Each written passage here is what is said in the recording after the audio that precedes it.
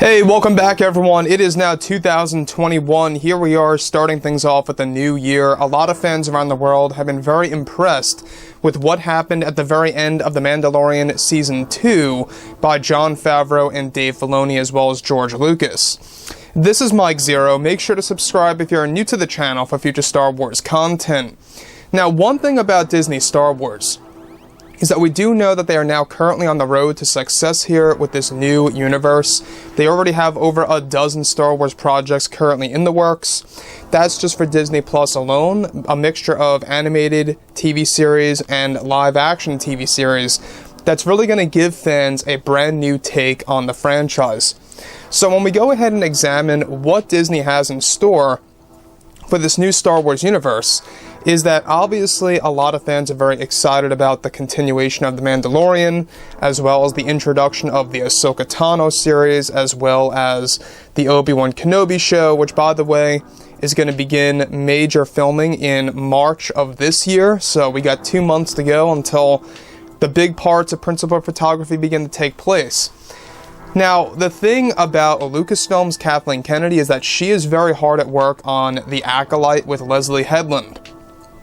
Now, let's not forget that The Acolyte is going to be a TV series that seems like it's going to be one of the more controversial ones because of exactly how it's being treated by Kathleen Kennedy. We talked about this before. I'm sure that you guys are in the loop and know about exactly what I'm talking about. However, what's even all the more intriguing has to do with Kathleen Kennedy's stance on the Star Wars fandom. Now, with Kathleen Kennedy now working on the Acolyte series with Leslie, it's described that she is doing everything in her power to make Star Wars evolve with this new Star Wars TV series for Disney+. However, it's described that in a recent interview that Kathleen Kennedy took part in after the Mando Season 2 finale, Kathleen Kennedy went on to apologize to the Star Wars fandom around the world. Kathleen Kennedy states that she realizes that we, the creators at Lucasfilm, realized that some projects did not work, and whatever divide happened out of that is that we are very sorry for that type of reaction within the Star Wars fandom. Kathleen Kennedy went on to state that she realizes that the fans have been very unhappy, and she admits that she could have handled things differently for the Star Wars franchise over the years. Kathleen Kennedy continued to reveal that she wishes that she handled the situation with Solo: A Star Wars Story differently, as well as the other projects that led to firings of other creators, and that now Lucasfilm is making sure to break that overall trend. Now, let's stop right here for 1 second before we move on. Now, Kathleen Kennedy, obviously in my book, this is not a real apology.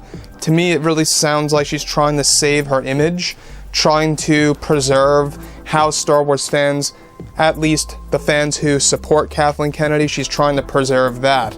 Now, given that of what she did to George Lucas, we can never forget that. Nobody will ever forget what happened back in 2013 when she made those promises to George, and then years later completely did a 180 on those promises. We all witnessed it, you witnessed it, a lot of people had a lot of issues with that overall structure between Kathleen Kennedy and George Lucas. Now, the fact that, Kathleen Kennedy, is obviously sorry for what she did, and obviously it's not really a real apology to the Star Wars fans. This really comes off like she's trying to save her face, like I say, trying to save her image. Beyond all of this, one thing I really do gotta say is that the Acolyte series is a great definition that she is not truly sorry. This is a great signal that she really isn't, because in that show, she is focusing on creators that aren't necessarily Star Wars fans at heart. She is focusing on creators that want to promote agendas within the Acolyte series. That is one TV show that I believe, and I really do believe, it is going to be the next Batwoman situation. In case you guys are not filled in on the Batwoman situation, it was a TV show on the CW with Ruby Rose. It was a horrible show. I don't even think a lot of people can get through the first batch of episodes. It was that bad. So, like I say, I think that obviously we are still on the road to success here with Star Wars. A lot of things are coming into fruition. We've got Dave Filoni, George Lucas, and others, Jon Favreau working on all of these different projects in live action form. That's really going to take Star Wars in a different and more positive direction. And ultimately, that's what the fans want. They want to see a brand new take on the franchise. You know, when we go ahead and look at the sequel trilogy, it's funny because the sequel trilogy was so inconsistent. We have all witnessed it, right? You guys witnessed it. The inconsistency of the sequel trilogy movies between J.J. Abrams and Rian Johnson, and the firing of Jon Favreau, of all people, too. I mean, these movies went through a lot, to say the least. From 2014, when The Force Awakens was in production, all the way until 2019, when The Rise of Skywalker came out in theaters. During that era, during that timeline, there was a lot of problems with the production of those movies on and off, all because of Kathleen Kennedy really not knowing exactly what she was doing with the franchise. And once again, like I say, when we go ahead and examine the overall structure of this new EU, I think that there's nothing really to worry about when it comes to the Acolyte, whether it's completely bad or maybe even at the very minimum, decent. It'll take, you know, a miracle for it to be decent in my opinion, but hey, I'm not going to jump the gun too fast. You know, there's still a possibility that maybe fans will enjoy this. We got to be honest here, right?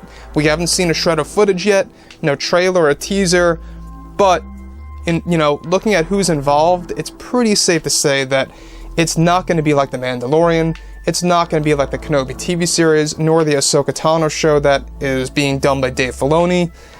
This really seems like it's going to be the short end of the stick of Star Wars. So, like I've said, Kathleen Kennedy, obviously this apology of hers, it's not genuine in my book. You know, she can say that she's sorry all she wants, but I just don't view it as authentic, at least to me as a fan. And I'm sure that a lot of you out there probably will agree. I'm sure that's a small percentage out there, you know, who support Kathleen Kennedy may very well, you know, see this as a genuine thing, but I don't think it is.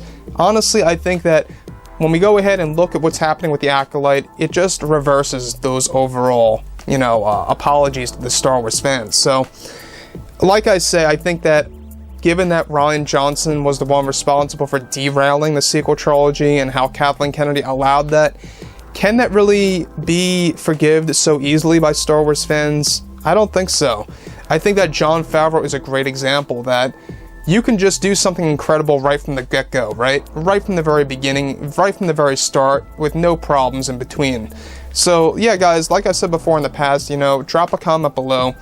Let me know about all this in the comments, and if you guys did enjoy the content for today, do make sure to drop a thumbs up on this video to support the channel. I thank you all so very much for the kind support, and I'll catch you guys next time.